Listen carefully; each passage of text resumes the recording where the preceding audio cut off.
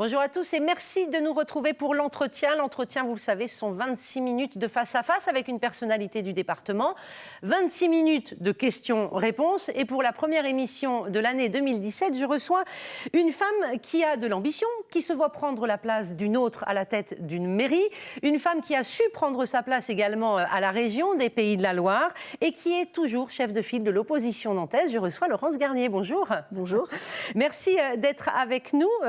C'est une émission un peu enrhumée, hein, on peut le dire. Voilà, tout le monde est enrhumé sur ce plateau, mais ça ne nous empêchera pas de la tenir. Depuis un an, vous êtes donc 4e vice-présidente de la région des Pays de la Loire. Vous êtes en charge de la culture, du sport, de la vie associative, des solidarités.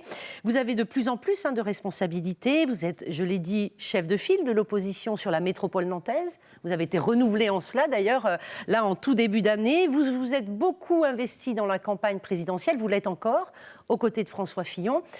Est-ce que vous êtes une femme ambitieuse, Laurence Garnier, en politique ?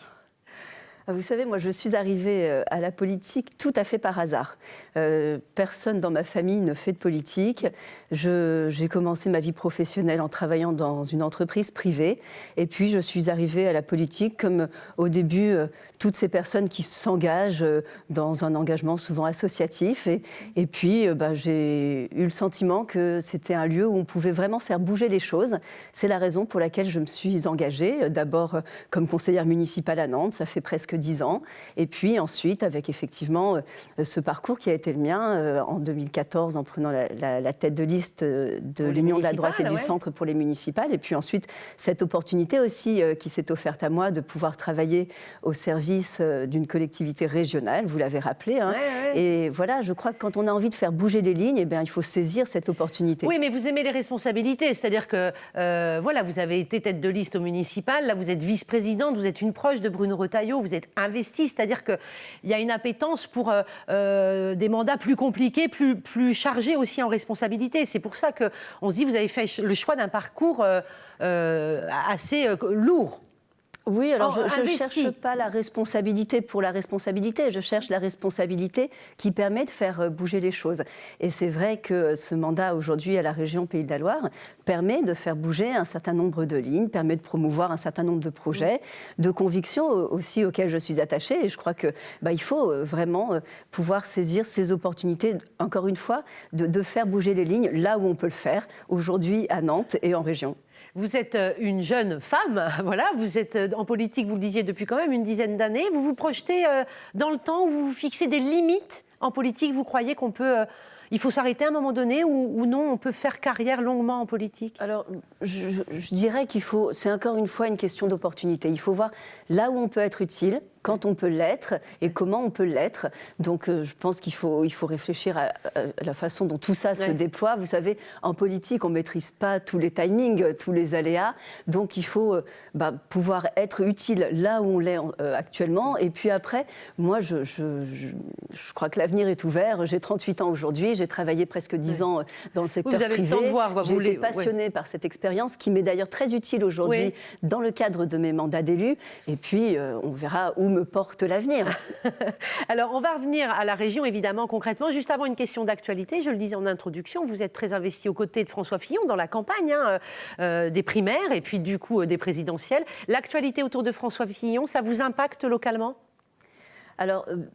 Les Nantais que je croise tous les jours dans la rue, dans le cadre des permanences que je tiens, dans le cadre des rencontres que je peux avoir également au Conseil régional, bien sûr, on a des échanges très libres. Ouais. C'est justement ça aussi l'intérêt avec les habitants de Nantes, avec les gens qu'on croise dans la rue au quotidien, qui bien sûr m'en parlent. Moi, je crois qu'il faut expliquer très sereinement les choses. Cette pratique, elle est extrêmement courante, elle est parfaitement légale. De faire travailler des proches en tant que collaborateurs. Et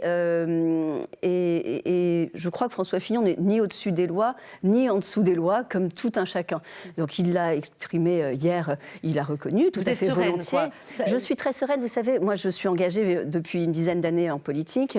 J'ai soutenu François Fillon pendant cette primaire, j'ai eu l'occasion de le rencontrer à plusieurs reprises. reprises au cours des 10 dernières années, j'ai souvent vu Pénélope Fillon à ses côtés, très régulièrement. J'ai eu l'occasion de la croiser dans beaucoup de meetings d'université d'été. Donc je vois bien qu'elle est à ses côtés. Il l'a d'ailleurs rappelé, vous savez, c'est un engagement de couple aussi, la vie politique. Moi, j'ai l'occasion de l'éprouver tous les jours. Mon mari a même fait le choix d'aménager son temps de travail pour pouvoir accompagner mon engagement politique. Donc, et moi, je ne suis ni ministre, ni députée, ni candidate à la présidence de la République. Donc il est évident que quand vous êtes le conjoint d'un homme public de l'envergure de François Fillon, bien sûr que le conjoint est amené au quotidien à travailler et à accompagner le travail de son époux. Alors on n'ira pas plus loin, comme il y a une enquête qui va être ouverte, on n'ira pas plus loin. Ce que je retiens, c'est que voilà, vous êtes sereine, impactée de fait parce que les gens vous en parlent, mais pas inquiète pour la suite de la campagne des présidentielles. Non, je crois que les choses ont été dites de manière extrêmement claire et donc maintenant la campagne va pouvoir se poursuivre. Bon, je suis sereine, je ne suis pas naïve sur le calendrier de ces boules puantes qui arrivent effectivement 3 mois. Vous reprenez en cela l'expression de François Fillon lui-même. Bien sûr, voilà. Et c'est vrai que ce sont des faits qui sont d'abord anciens et connus de tous depuis longtemps. Donc le calendrier, ne soyons pas naïfs non plus. Non, personne n'est naïf, je pense effectivement sur la question. Alors on en vient à la région, au concret, localement, régionalement. Vous êtes, je le disais, 4e vice-présidente aux côtés de Bruno Retailleau. Vous étiez conseillère régionale auparavant. Non, pardon, je dis une bêtise. Mais municipale, pardon. Et en revanche, vous voilà dans la majorité, aux manettes, dans une collectivité et dans la majorité. Ça change tout ? Ah, c'est pas du tout le même travail. Ça n'est pas du tout le même travail. J'ai conservé, bien sûr, mon mandat comme chef de file de l'opposition nantaise, parce que c'est un travail que je souhaite poursuivre sur le long terme. On va y venir longuement après, bien sûr. On en parlait tout à l'heure. Mais bien sûr, le fait d'être en responsabilité, aux manettes, comme vous le dites, à la région, ça change beaucoup de choses, parce que là, il y a des projets qui se dessinent, qui se construisent, des actions très concrètes, dont nous décidons avec le président Bruno Retailleau, et qui, je pense, permettent de déployer une vision pour le territoire régional au service des habitants de nos 5 départements. Et là, évidemment, c'est une autre satisfaction que de pouvoir vraiment faire bouger les choses sur le territoire. Se sentir chez soi, quoi, aussi. On est chez soi quand on est dans la majorité. Oui, c'est encore une question plutôt de pouvoir proposer une autre vision de l'action politique. Moi, je pense vraiment qu'il est sain dans une démocratie qu'il y ait ces alternances-là. Et je crois que ces alternances, elles doivent être suivies d'effets, c'est-à-dire que la vision régionale que défend Bruno Retailleau, que je défends à ses côtés, ça n'est pas la même que celle de ses prédécesseurs. Et ça, c'est important dans une démocratie, que les lignes ne soient pas les mêmes, que les projets soient différents. Bouger, quoi. Sinon, on donne raison à un certain nombre d'électeurs qui vont aller voter aux extrêmes en disant que la droite et la gauche, c'est la même chose. Donc nous portons un projet qui n'est pas le même que qui est axé l'équipe précédente. De l'équilibre du territoire, un certain nombre de priorités. Sur votre délégation, parce que c'était les vœux à la région là, il y a quelques jours, Bruno Retailleau a dit que sur la première année du mandat, 80% des promesses avaient été mises au moins sur les rails, voire pour certaines déjà abouties. On a envie de se dire, mais qu'est-ce que vous allez faire pendant les années qui restent ? Mais dans votre délégation, vous avez pu agir concrètement ? Alors, on a mis en place un certain nombre de projets, évidemment, dès cette année 2016. Je voudrais, par exemple, citer celui de Fontevraud. Il y a eu une opération culturelle événementielle le week-end du 12-13 novembre autour des 900 ans de la mort du fondateur de Fontevraud, Robert d'Arbrissel. Fontevraud, c'est vraiment un élément phare du patrimoine régional. Oui, puis ça fait plusieurs mandats que la région investit sur Fontevraud, d'ailleurs. Tout à fait, oui, tout à fait. Droite-gauche, tout le monde a joué le jeu. Depuis 30 ans, exactement. Voilà, et on a vraiment cette ambition à porter pour ce patrimoine régional. Donc, sur Fontevraud, il y a eu cette belle opération de mise en lumière de l'abbaye le week-end du 12-13 novembre dernier. Il y a d'autres opérations culturelles qui ont été portées par la région des Pays de la Loire. Je voudrais citer, par exemple, l'Odyssée des rêves, cette mise en lumière de la cathédrale de Nantes pendant les vacances de Noël, entre Noël et le jour de l'an. C'était que la région ? C'est une opération dont la région est le premier partenaire financier. Et avec les autres collectivités avec d'autres collectivités et partenaires privés d'ailleurs. Mais c'est la région qui porte, en tant que premier partenaire financier, cette opération culturelle qui a été appréciée par 140 000 personnes pendant les fêtes de Noël et qui porte aussi cette ambition, au travers d'une opération comme celle-là, mais au travers d'autres, de mêler dans la politique culturelle à la fois la création et la transmission. Je crois qu'il faut vraiment vraiment marcher sur ses deux pieds. On n'a pas de création dynamique, vivace, bouillonnante, si on n'est pas d'abord capable de transmettre notre héritage culturel, littéraire, artistique. Et cette opération-là, en mettant en avant l'œuvre du peintre Alain Thomas, qui est un artiste contemporain, en s'appuyant en même temps sur un élément de patrimoine formidable à la cathédrale de Nantes, eh bien, voilà, c'est une ambition dans laquelle la région s'est retrouvée complètement. C'est la raison pour laquelle nous avons été le premier partenaire financier de cette magnifique opération. Alors, on parlera de Nantes Métropole, mais sur la culture, on le sait bien, en tant que chef de file de l'opposition, vous vous êtes souvent bataillé avec l'équipe en place sur les thèmes de la culture. Hein. Vous critiquez les choix culturels faits. Là, vous vous retrouvez avec cette délégation à la région. Finalement, vous avez un boulevard devant vous. Montrez-nous, Laurence Garnier, vos ambitions, vos rêves en matière de culture sur le territoire, finalement. Bien sûr, mais c'est ce qu'on est en train de faire. Vous savez que vous êtes attendu, en plus, là-dessus, de fait. C'est ce qu'on est en train de faire. Alors, beaucoup de choses sont faites à Nantes en matière culturelle, et je crois que là, il ne faut absolument pas caricaturer. Il y a des choses dans lesquelles les Nantais se retrouvent, dans lesquelles je me retrouve, dans lesquelles un certain nombre de Nantais se retrouvent également. Moi, ce que je mettrais en cause davantage, c'est une forme ce côté un peu monolithique de l'offre culturelle qui est faite aujourd'hui aux Nantais, autour principalement du voyage à Nantes, d'un art extrêmement contemporain, qui n'est pas du tout critiquable en lui-même, mais qui est trop monolithique. Je pense qu'il faut diversifier l'offre culturelle qui est proposée aux Nantais. C'est ce que je disais par exemple avec l'Odyssée des rêves, c'est ce que nous avions proposé pendant l'élection municipale avec cette proposition d'une cité des sciences et de l'industrie qui serait implantée sur Nantes et qui permettrait de faire le lien à la fois avec le capital portuaire, industriel de Nantes, tout l'aspect aussi relié à Jules Verne, toutes les compétences nantaises en matière de matériaux composites, tous ces sujets-là. Voilà, je pense qu'il y a vraiment à diversifier cette offre culturelle. Pour ce qui est de la région des Pays de la Loire, nous allons proposer d'ici quelques mois, à horizon printemps-été 2017, une stratégie culturelle qui sera posée, détaillée et ensuite bien évidemment déployée à Nantes et sur l'ensemble du territoire régional. On ne peut pas tout faire en un an. C'est quel genre de président, Bruno Retailleau ? On le dit pas souvent présent à Nantes, vous le savez bien. On dit qu'il n'est pas beaucoup à l'hôtel de région, qu'il est beaucoup à Paris, avec ses responsabilités au Sénat, et puis aux côtés de François Fillon. Du coup, vous avez les mains libres, beaucoup d'autonomie. Où est-ce qu'il dirige tout ?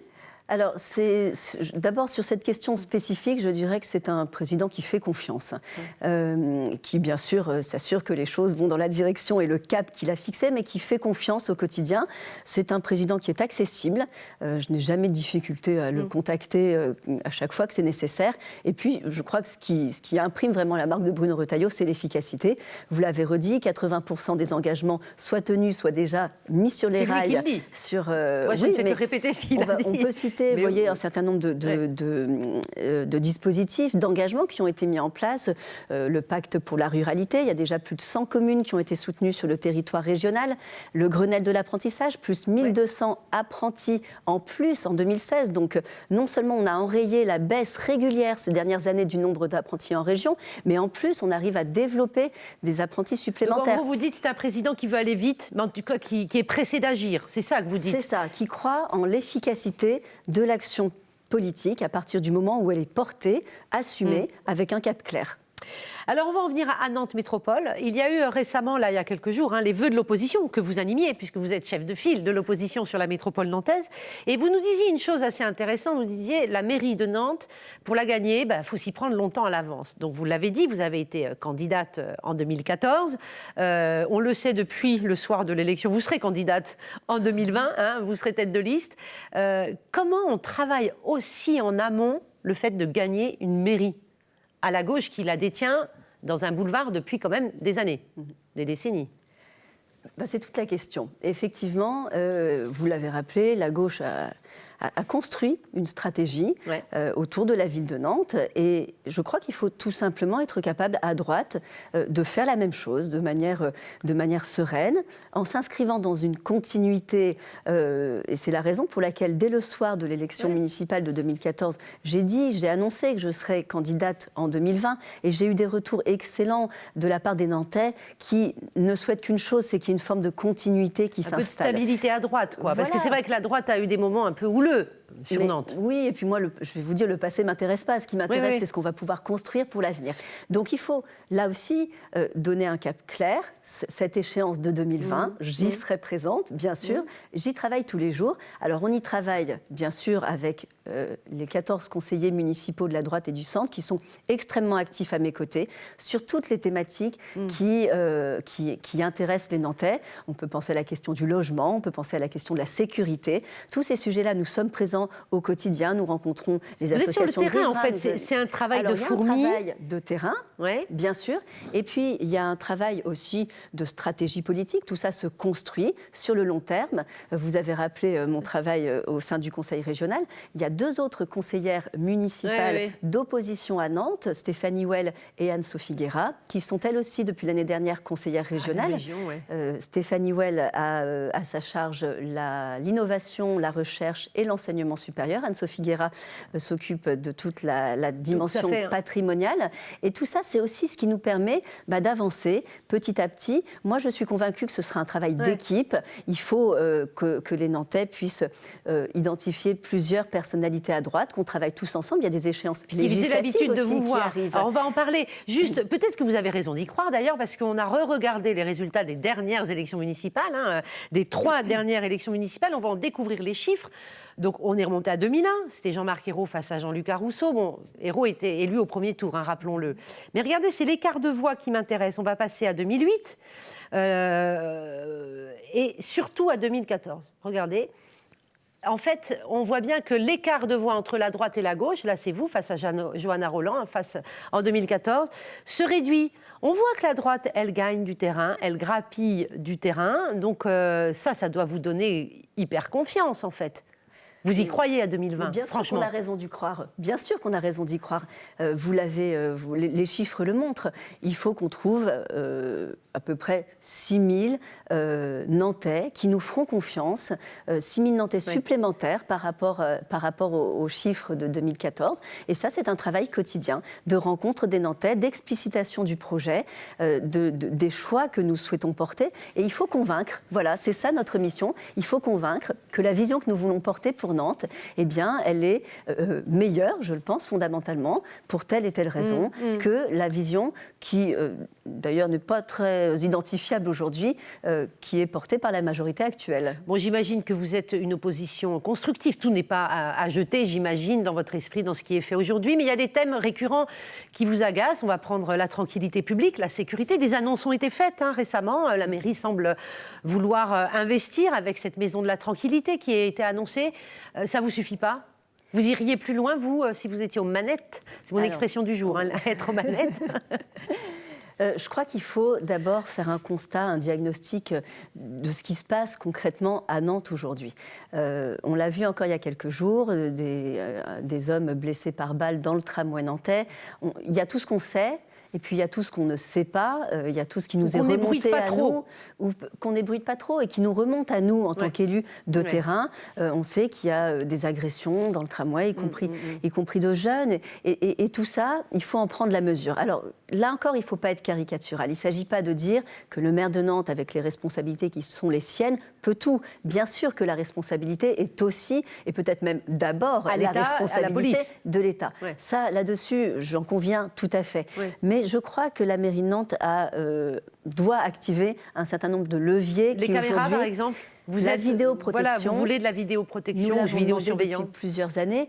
Ça ne réglera pas tout, j'en ai la conviction. Mais je crois que, d'abord, les chiffres, les études montrent que ça permet l'élucidation de nombreuses enquêtes, que ça a un effet qui peut aussi être dissuasif. Et puis, je crois que derrière ça, c'est le message qu'on porte. Et en termes de sécurité, beaucoup de choses sont aussi affaires de message. Est-ce qu'on passe un message d'une forme de laisser-aller, de laisser-faire ? Vous trouvez que c'est le cas ? C'est ce qu'on a vu, par exemple, pendant les manifestations qui ont jalonné le printemps dernier, à Nantes, où on a toujours refusé le maire actuel a toujours demandé de demander l'interdiction au préfet de ces manifestations. Le préfet a pris un nombre d'arrêtés impressionnant pour interdire les manifestations. Il a fini par en prendre de manière très tardive, et parce que les choses ont dégénéré. Mais je crois vraiment qu'il faut avoir des messages fermes. Quand il y a des vitrines qui sont caillassées, quand il y a des dangers, quand on a vu... Enfin, les images ont fait le tour de la France sur toutes les télévisions d'information continue. Complètement, y compris des images parfois tournées par la police. Ça veut dire que ça n'a pas empêché les débordements de ces manifestations qui ont ponctué le printemps. Une petite précision qui est intéressante, puisqu'on parle de la vidéoprotection.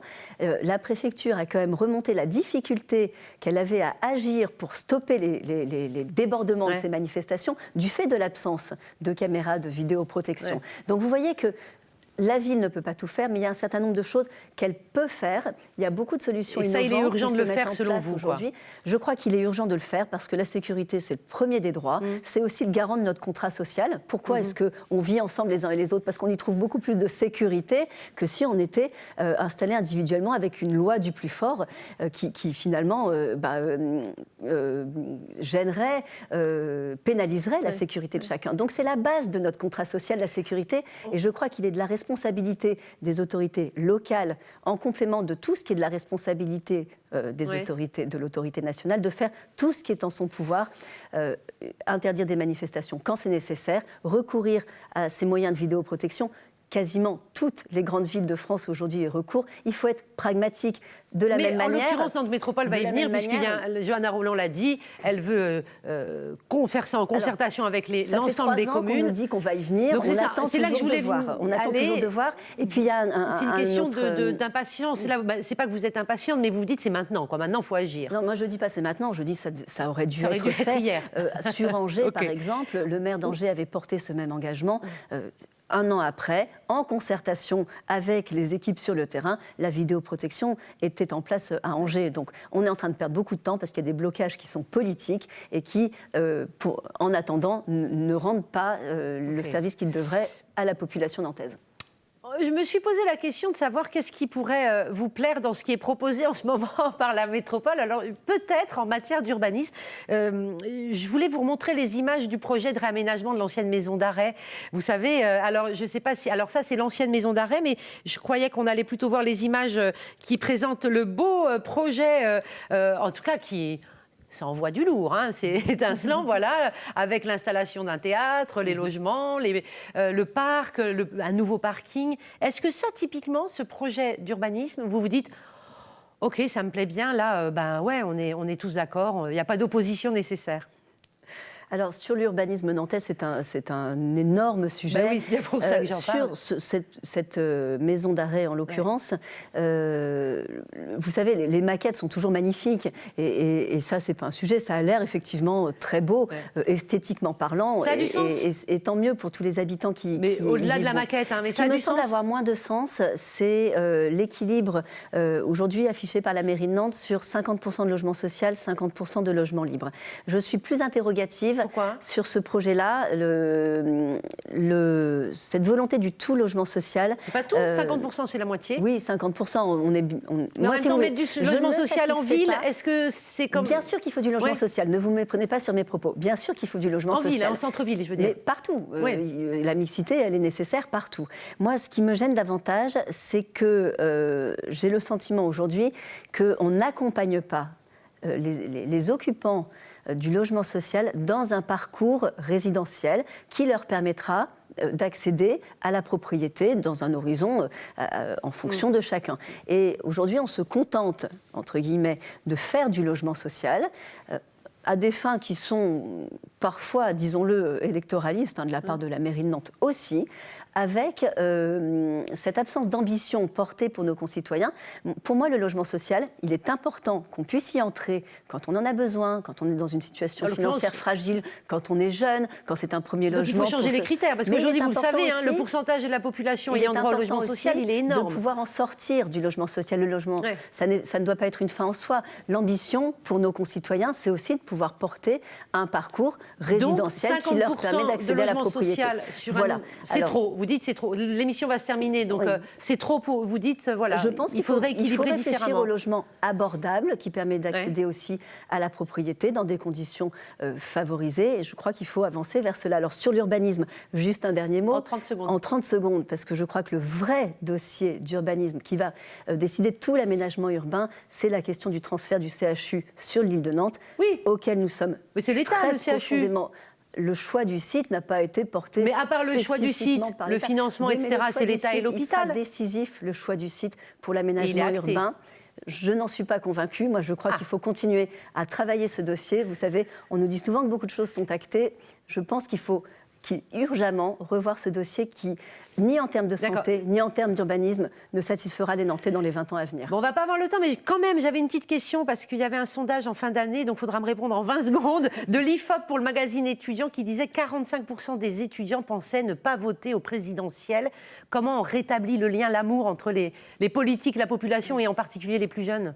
En allant au contact de nos habitants. Et je ne sens pas, moi, sur le terrain, au quotidien, dans mes mandats d'élu local, ce désamour. Très franchement. Je trouve donc vous avez confiance sur l'intérêt. Il faut être à l'écoute, il faut être au contact, il faut être accessible. Et je crois que c'est en construisant les choses comme ça, mais dans la proximité, qu'on arrive à rétablir ce lien de confiance. Le lien, il est aussi interpersonnel. Merci beaucoup, Laurence Garnier. Cette émission est terminée. Elle est à retrouver aussi sur telenant.com. Merci de nous suivre.